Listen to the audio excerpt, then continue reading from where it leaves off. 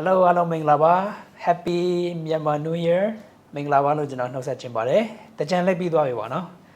ပြောစရာရှိတဲ့သူတွေလည်းပြောခဲ့ပြီးပြီဒါပေမဲ့ဝမ်းနည်းစရာကောင်းတာတော့ကျွန်တော်မြန်မာနိုင်ငံမှာငလင်ပေး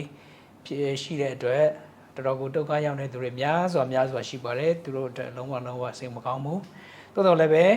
အားလုံးကိုကျွန်တော်မင်္ဂလာနှစ်သက်ပါလို့နှုတ်ဆက်ချင်ပါတယ် English ဘာသာစကားတော်တော်ကို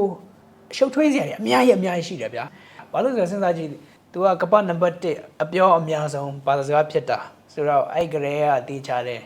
လူမျိုးတစ်မျိုးတည်းရဲ့စကားပဲတော့မဖြစ်နိုင်ဘူးတခြား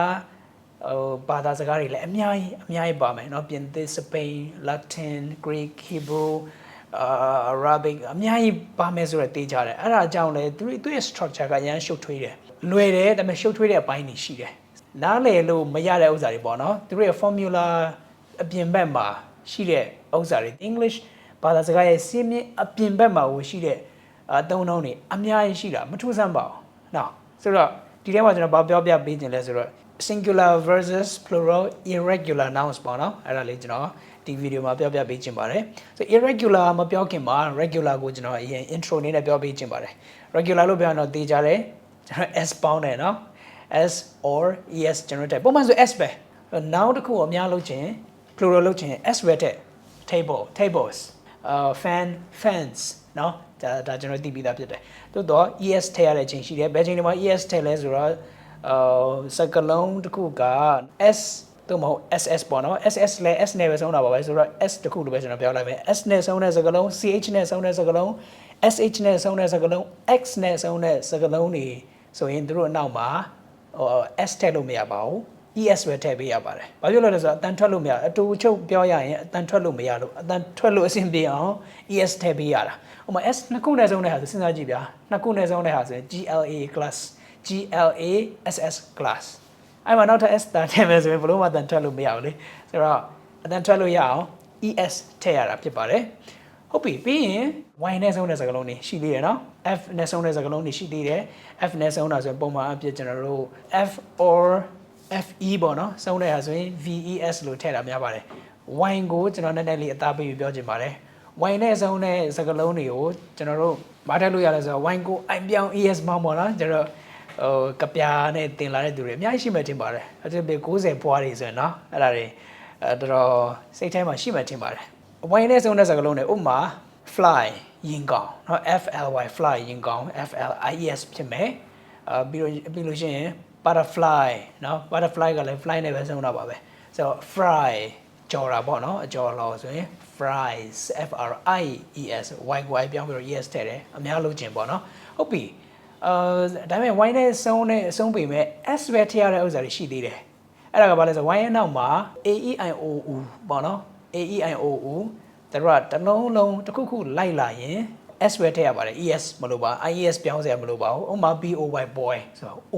aeiou တို့y ရဲ့နောက်မှာကတ်ရလိုက်လာတဲ့အတွက် s ပဲထည့်ရတယ် boies မရှိပါဘူးနော် okay အဲ့လိုပါပဲဥပမာဝယ်ချမ်းတာ buy တို့ကတော့ verb ပေါ့နော်ဒါပေမဲ့စကားလုံးပြောင်းလဲပုံကအတူတူပဲ verb က noun အတူတူပဲ buy you ပါတဲ့အတွက် s ပဲထည့်ရတယ် es no ies no မလို့ဆိုတော့ဒါကတော့ regular nouns ဖြစ်ပါတယ်အခုကျွန်တော်အဓိကပြောပေးချင်တာက irregular nouns ဖြစ်ပါတယ် irregular noun မှာကျွန်တော်သုံးဆင့်ခွဲထားပါတယ်ပထမကတာမန်ဒုတိယကအလွန်ပေါ့နော်တတိယကတော့တကယ်လုံးဝကောင်းခါလောက်အောင်ကိုနားလည်လို့မရတဲ့ဥစ္စာတွေဆိုတော့အဆင့်၃ဆင့်နဲ့ကျွန်တော်ခွဲပေးထားပါတယ် regular normal irregular very irregular သုံးက super irregular ဆိုပြီးတော့မှကျွန်တော်ထည့်ထားပါလား okay ဟုတ်ပြီဒါတော့သူတို့သတ်မှတ်ထားတာမဟုတ်ဘူးဘယ်အဖွဲ့အစည်းမှဘယ်ကျောင်းမှသတ်မှတ်ထားတာမဟုတ်ဘူးဒီတိုင်းကျွန်တော်နားလည်လို့အောင်ကိုပါကိုနာမည်ပေးထားတာဖြစ်ပါတယ်ဟုတ်ပြီ normal irregular ကြည့်အောင်ပုံမှန် irregular ပေါ့နော်ဥပမာ child အေးပေါ့ကျွန်တော်စကားလုံးအကုန်လုံးကတော့မပေးနိုင်ဘူးပေးမှာမဟုတ်ဘူးပေးလည်းမပေးနိုင်ပါဘူးဆိုတော့ Google မှာပြန်ရိုက်လို့ရပါတယ်ဒါပေမဲ့ပုံစံပေါ့ဗျာဟုတ်ပြီ normal irregular ထဲမှာပါမလဲဆိုတော့ child ကနေ children ဖြစ်သွားတာတော့ပြီးလို့ရှိရင်mouse က mice ဖြစ်သွားတယ်နော် louse louse louse က lice အဲ့မှာကျွန်တော်တခုလေးဒီမှာပြောချင်တာရှိပါတယ် mouse mouse က mice ဖြစ်သွားတယ် LOUSE louse ကတန်းကိုပြောတာတန်းမွားလို့လည်းပြောလို့ရမလားမသိဘူးဆိုတော့ louse ပေါ့နော် louse အဲ့လိုမျိုး reason နဲ့ word ကြောင်းဒီမှာလည်းရှိပါတယ်အဲ့ဒါက louse ကတကောင်ပေါ့နော် lice အများဆိုရင် lice ဖြစ်ပါတယ်ဒါပေမဲ့ဒီမှာလေးကျွန်တော်ရည်စရာတစ်ခုကျွန်တော်တတ်တတ်ချင်ပါတယ် house HOUSE အဲ့ဒါလည်း MOUSE LOUSE HOUSE နဲ့ပဲသူလည်းတွားတာပါပဲဒါပေမဲ့ house ကြတော့ HOUSES ပဲထည့်သွားပြန်တယ်ဘာဖြစ်လို့အဲ့မှာကျတော့ဘာဖြစ်လို့ HICE မဖြစ်တာလဲပေါ့မင်းစရာရှိတယ်ဒါတခုပေါ့နော်အများကြီးတဲ့တခုပဲအဲ့လိုမျိုးပေါ့နော်ဒါနားလည်လို့မရတဲ့ဥစ္စာတွေအများကြီးရှိတယ်ခုန mouse mice louse lice house ကဘာဖြစ်လို့ highs မဖြစ်တာလဲပေါ့နော်ဒါဟာတာတခုအနေနဲ့မေးလို့ရပါတယ်ဆိုတော့ဒါတော့သူတို့ပြဿနာနဲ့သူတို့ပေါ့ဗျာโอเคကျွန်တော်ဆက်ပြောချင်ပါတယ်ဒီ normal irregular မှာ LOAF loaf loaf က LOAVES wife က WIFE အများကြတော့ WIVES ဆိုတော့ဒါက normal နည်းနည်းအရင်မခက်သေးဘူးနည်းနည်းနားလည်လို့ရတယ် child children mouse mice loaf loaves wife wipes နော်ဒါတွေနားလည်လို့ရတယ် okay နည်းနည်းလေးအဲ့ထက်အမြင့်တဲ့ဥစ္စာ very irregular အဆင့်ကိုတွားရအောင်အဆင့်နှစ်တွားကြည့်မယ် okay tooth teeth ဖြစ်မယ်man က man ဖြစ်သွားမယ်တန်တကတူတူပါပဲ okay women ဖြစ်သွားမယ် goose က geese ဖြစ်သွားမယ်ပြီးတော့ food က feed ဖြစ်သွားမယ်ကျွန်တော်တစ်ချောင်းတည်းဆိုရင် FOOT နှစ်ချောင်းဆိုရင် FEET feed တွားလဲအဲ့တိုင်းပဲ tooth ကတစ်ချောင်း teeth ဆိုရင်တစ်ချောင်းထက်များတာပေါ့နော်ပြီးလို့ရှိရင် basis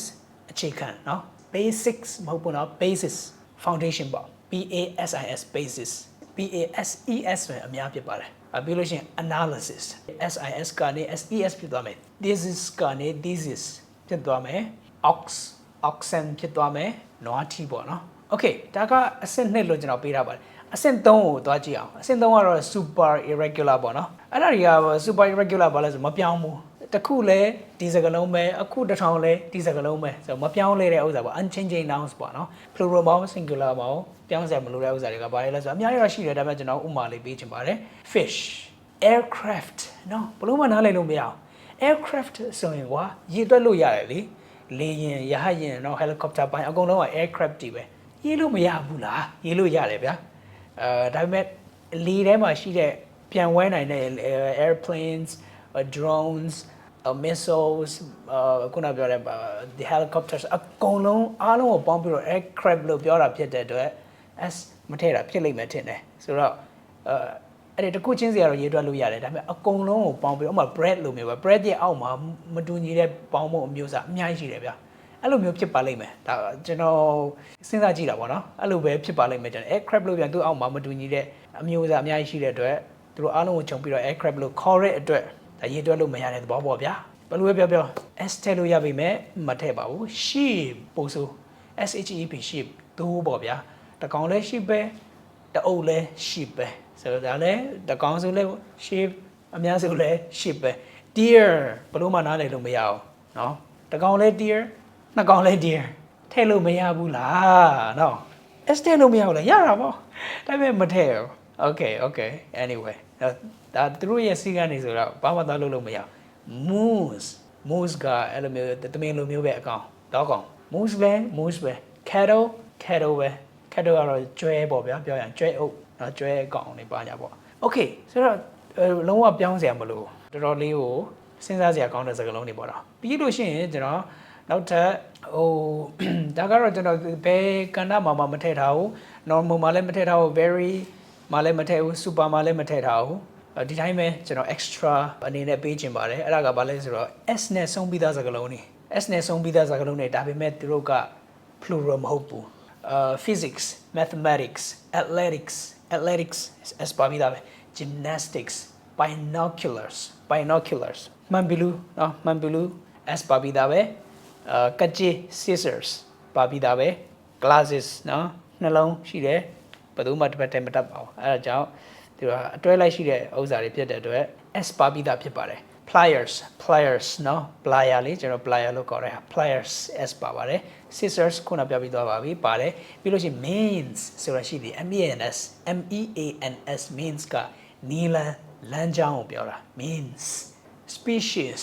jeans เนาะပေါင်းပြီဆိုလဲတစ်ဖက်တည်းမရှိပါဘူးနှစ်ဖက်ပဲရှိပါတယ် tongs ကညက်တခုခုညက်တဲ့ဟာစားတော့ဆိုင်တို့ဘာလို့ဆိုရင်เนาะတခုခုစားစရာညက်တဲ့ tongs တွေရှိတယ်ဆိုတော့ဒါတော့ s ပါပြီးသား noun တွေဖြစ်ပါတယ် okay so anyway ကျွန်တော်လေးတော့ရှုပ်ထွေးသွားမယ်ထင်တယ် okay ရှုပ်လေကောင်းလေပဲတဲ့လား what ကျွန်တော်ပြောသွားတဲ့အထဲမှာမရှင်းမလင်းတဲ့ဥစ္စာမေးလို့ရပါတယ်ကျွန်တော်ဖြည့်ပေးပါမယ်ပြီးလို့ရှိရင်English အထူးပဲ vocabulary ပေါ့နော် vocabulary enrich လုပ်ချင်တဲ့သူတွေကျွန်တော်ဖွင့်ထားတဲ့ video class ရှိပါတယ် Facebook private group မှာကျွန်တော် video တွေအပုတ်14ပုတ်ကျွန်တော်တင်ထားပါတယ် vocabulary ကို improve လုပ်ချင်တယ်ဆိုရင်ကျွန်တော် recommend ပေးပါတယ် Facebook Messenger မှာလာဆက်သွယ်လို့ရပါတယ် alright guys take care